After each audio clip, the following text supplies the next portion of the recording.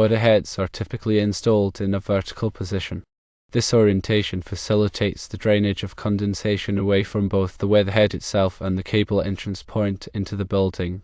The rationale behind this practice is to prevent water ingress into the electrical system. Similarly, pipes and conduits are also generally installed vertically to achieve the same objective, namely, to minimize the accumulation of moisture and thereby reduce the risk of corrosion and electrical faults.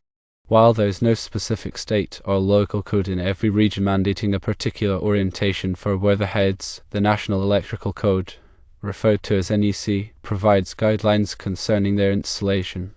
The NEC stipulates that weatherheads must be installed in a manner that effectively prevents water from entering the building's electrical system. This requirement is paramount for maintaining the integrity and safety of the electrical infrastructure. There may be instances where weatherheads are observed mounted in positions other than the typical vertical orientation. Several factors can contribute to these variations.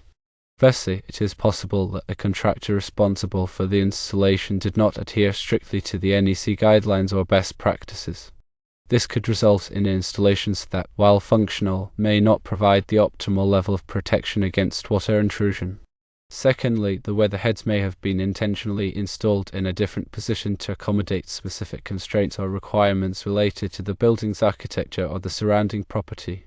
For instance, a weatherhead might be installed horizontally to avoid obstructions such as trees, overhanging structures, or other physical impediments that would interfere with a vertical installation. Thirdly, the specific needs or preferences of the property owner could influence the orientation of the weatherheads.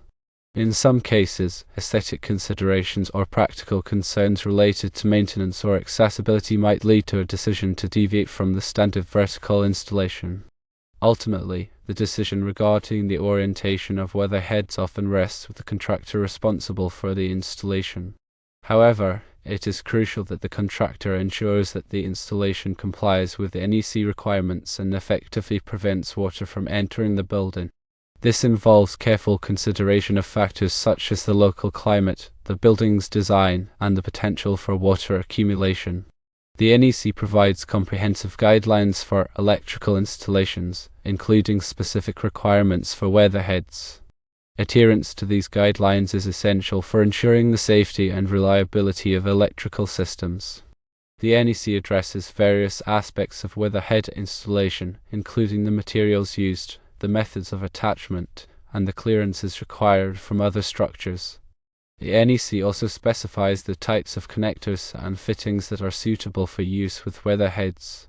These requirements are designed to ensure that the installation is robust and resistant to environmental factors such as wind, rain, and temperature fluctuations. In addition to the NEC requirements, there are several best practices that contractors should follow when installing weatherheads. Firstly, it is important to select a weatherhead that is appropriately sized for the conductor being used. The weatherhead should have a large enough opening to accommodate the conductor without causing undue stress or strain. Secondly, the weatherhead should be securely attached to the building using appropriate hardware. The attachment should be strong enough to withstand wind loads and other environmental forces. Thirdly, the weatherhead should be properly sealed to prevent water from entering the conduit or cable. This can be achieved by using a sealant or a gasket that is compatible with the materials being used.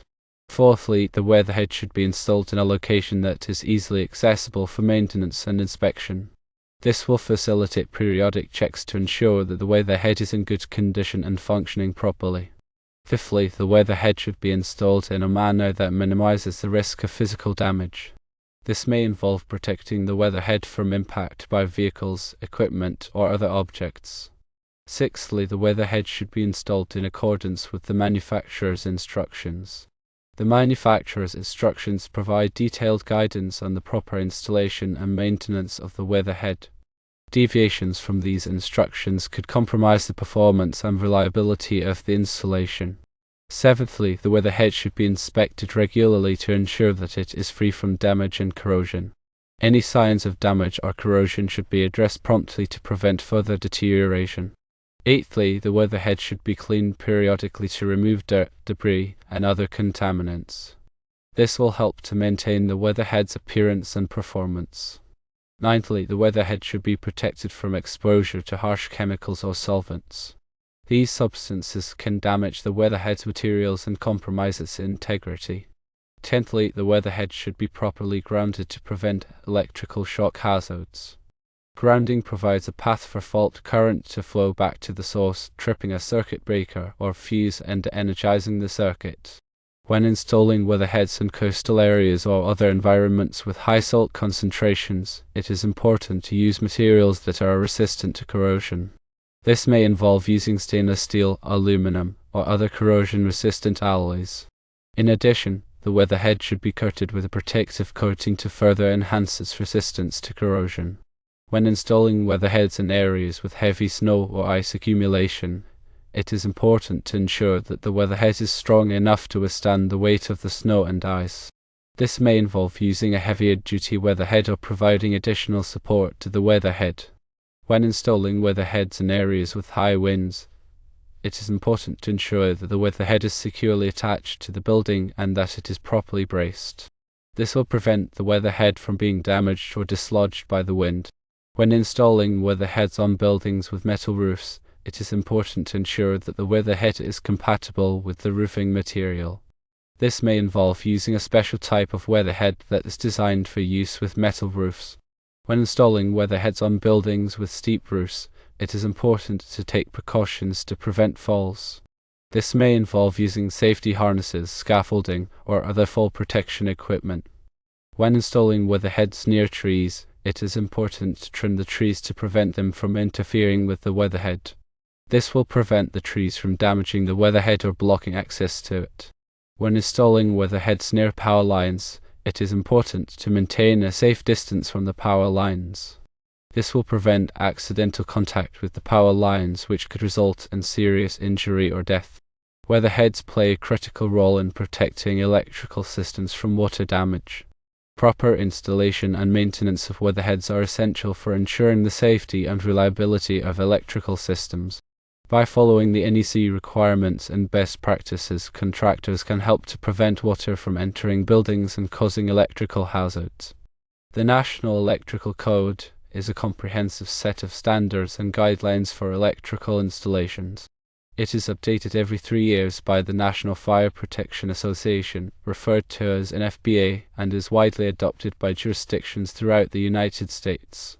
The NEC covers a wide range of electrical topics, including wiring methods, overcurrent protection, grounding, and equipment installation.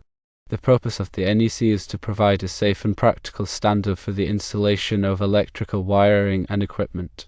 The NEC is not a law, but it is often adopted by state and local governments as part of their building codes. This means that electrical installations must comply with the NEC in order to be approved by the local authorities. The NEC is divided into chapters, articles, and sections. Each chapter covers a specific area of electrical installation. For example, Chapter 3 covers wiring methods and materials, Chapter 4 covers equipment for general use, and Chapter 5 covers special occupancies. Each article within a chapter covers a specific topic in more detail. For example, Article 300 covers general requirements for wiring methods, Article 310 covers conductors for general wiring, and Article 400 covers flexible cords and cables. Each section within an article covers a specific requirement or recommendation. For example, Section 300.11 covers securing and supporting wiring, Section 310.15 covers ampacity of conductors, and Section 400.8 covers uses not permitted for flexible cords and cables. The NEC also includes tables and figures that provide additional information and guidance. For example, Table 310.16 provides ampacity ratings for insulated conductors. Figure 310.1 provides adjustment factors for ambient temperature, and Table 400.5 provides allowable ampacities for flexible cords and cables. The NEC is a complex document, and it is important to consult it carefully when planning and executing electrical installations. The NEC is intended to be used by qualified electrical professionals who have the knowledge and experience to interpret and apply its requirements. The NEC is not a substitute for sound engineering judgment and experience. In addition to the NEC, there may be other applicable codes and standards that must be followed. These may include state and local building codes, as well as industry standards such as those published by the Institute of Electrical and Electronics Engineers, referred to as IEE, and the American National Standards Institute, referred to as ANSI. It is important to be aware of all applicable codes and standards and to ensure that electrical installations comply with all requirements. Weatherheads are an essential component of electrical service entrances. They provide a weatherproof connection point for the overhead service conductors to enter the building. The NEC specifies requirements for weatherheads, including their construction, installation, and location. Weatherheads must be made of durable materials that are resistant to corrosion and weathering. They must be installed in a manner that prevents water from entering the building and damaging electrical equipment. Weatherheads must also be located in a safe and accessible location for maintenance and inspection. The NEC also addresses the size and type of conductors that can be used with weatherheads. The conductors must be sized appropriately for the load being served and must be insulated to prevent electrical shock hazards. The conductors must also be protected from physical damage and environmental factors. The NEC provides detailed requirements for grounding and bonding electrical systems. Grounding and bonding are essential for preventing electrical shock hazards and ensuring the safe operation of electrical equipment. The grounding system provides a path for fault current to flow back to the source, tripping a circuit breaker or fuse and energizing the circuit.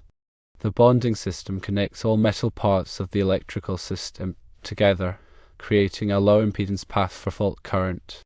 The NEC also addresses overcurrent protection. Overcurrent protection devices, such as circuit breakers and fuses, are designed to protect electrical circuits from overloads and short circuits. When an overcurrent occurs, the overcurrent protection device will trip, interrupting the flow of current and preventing damage to the electrical system. The NEC specifies the types and sizes of overcurrent protection devices that must be used in various electrical circuits.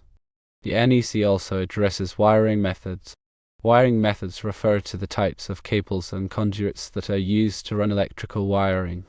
The NEC specifies the approved wiring methods for various applications. The wiring methods must be selected based on the environmental conditions, the type of occupancy, and the voltage and current levels. The NEC also addresses equipment for general use.